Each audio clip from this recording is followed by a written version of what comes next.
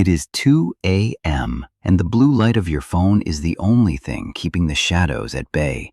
You are scrolling through a digital gallery of people who seem more connected and more alive than you feel in this moment. There is a specific kind of coldness that settles in your chest during these hours. It is the hollow thud of watching a party from the outside. We have all been there.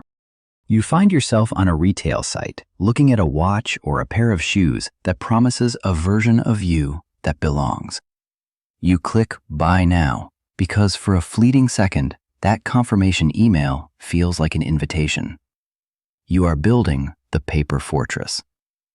This is a wall of delivery boxes meant to shield you from the sting of being left behind. But as the boxes pile up in the corner of the room, the silence only gets louder. We tell ourselves we are investing in a better life. In reality, we are just trying to buy a seat at a table that doesn't exist. The brain is a brilliant but ancient machine that often fails to understand the modern world. It has a specific glitch when it comes to being alone. Thousands of years ago, being cast out from the tribe meant certain death. Because of this, your brain treats social rejection exactly like a broken bone or a physical burn. When you see those photos of friends together while you are sitting in the dark, your brain triggers a survival alarm. It is a scream for safety. Your brain thinks you are dying. To quiet that alarm, we look for a quick fix to prove we are still part of the group. This is where the itchy urge to spend comes from. We think that if we own the right things, we will finally be seen. We believe that a specific brand of coffee or a designer jacket will act as a signal flare. It tells the world that we are successful and worthy of connection. We are trying to build a mirror shield that reflects a version of ourselves we think people will love. But a shield cannot hold a conversation. The moment you hit that button, your brain releases a tiny flood of relief. It is a chemical lie that whispers you are doing something to fix the problem. You feel a surge of power because, for a second, you are the protagonist of a transaction.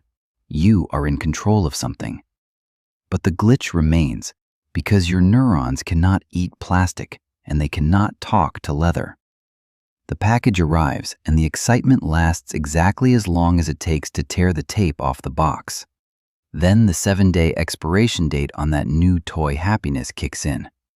The relief evaporates, and the original ache is still there, waiting for you in the bottom of the box. You can't outspend a survival instinct. We are stuck in a loop of trying to solve a spiritual hunger with a material snack. It is like trying to fill a swimming pool with a teaspoon. The more we buy, the more we feel the weight of the things we own. We become curators of a museum that no one visits. We focus so much on the costume that we forget there is a person underneath who is still cold. This is the mechanism of the trap. It exploits your need for love and turns it into a line item on a bank statement.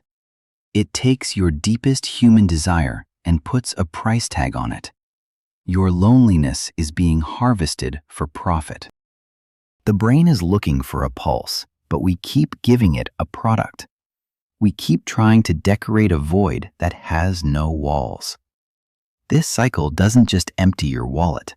It empties your sense of self because it reinforces the idea that you are not enough as you are.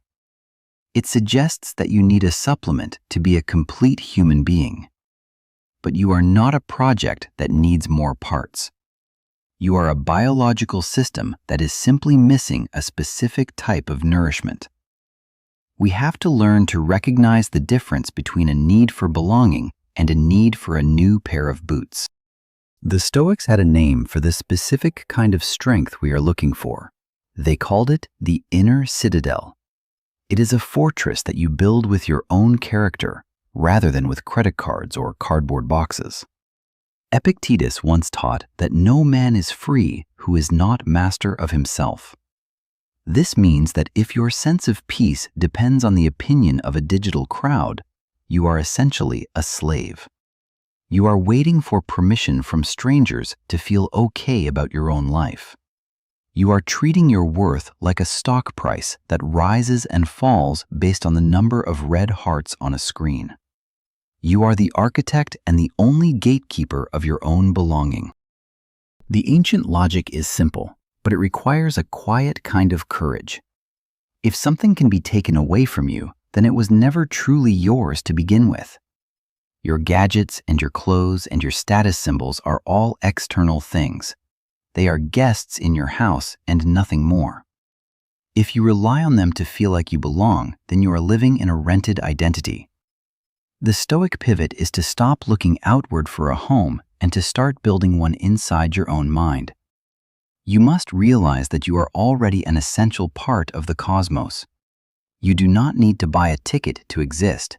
You do not need to prove your value through a commercial transaction. We often forget that we belong to the world simply by being born into it. Your value is a biological fact and not a financial purchase.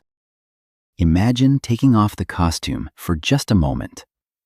Imagine standing in the center of your room without the labels and the brands and the expectations. You are still there. Your breath is still moving in your chest. Your mind is still capable of kindness and reason and deep thought. The void you feel is not a lack of things, but a lack of presence. We try to buy belonging because it is easier than being vulnerable. It is much easier to swipe a silver card than it is to look someone in the eye and admit that you are feeling adrift. But the Stoic path requires us to face that coldness without reaching for a distraction. We must learn to sit with ourselves until the alarm in our brain stops ringing. We must realize that the tribe we are looking for starts with the person in the mirror. When you accept yourself, the need for a paper fortress begins to crumble. You begin to see that you have always had a seat at the table. You just stopped looking at the table because you were too busy looking at the shop window. True freedom is needing absolutely nothing from the checkout aisle. Let us try a small protocol for the next 24 hours. We're going to stop building the paper fortress and start building a real bridge. Tonight, when that itchy urge to scroll begins, you will put the phone in another room. Do not let the blue light dictate your pulse or your self-worth. Instead of looking for a package, you are going to look for a pulse. Reach out to one friend or a family member and ask them a question that has nothing to do with their career or their digital highlight reel. Ask them what has been on their mind lately, or simply tell them you were thinking of them. Trade a transaction for a connection. The goal is to prove to your brain that you are safe and seen without spending a single cent. Notice how the silence feels when you are not trying to fill it with a delivery date. You might find that the void is actually a quiet space for peace to grow. This is what we do here at the Stoic Wallet. We treat this space as a sanctuary for long-term practice and collective refinement. It is a place where we can step away from the noise and focus on what actually lasts. We are all just trying to navigate the chaos of the modern world together as grounded peers.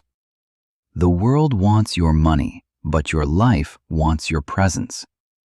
You do not need a new version of yourself to be worthy of belonging. You just need to be here and be present. Stay grounded. Keep your fortress internal. And as always, be kind to the machine that carries you through the dark.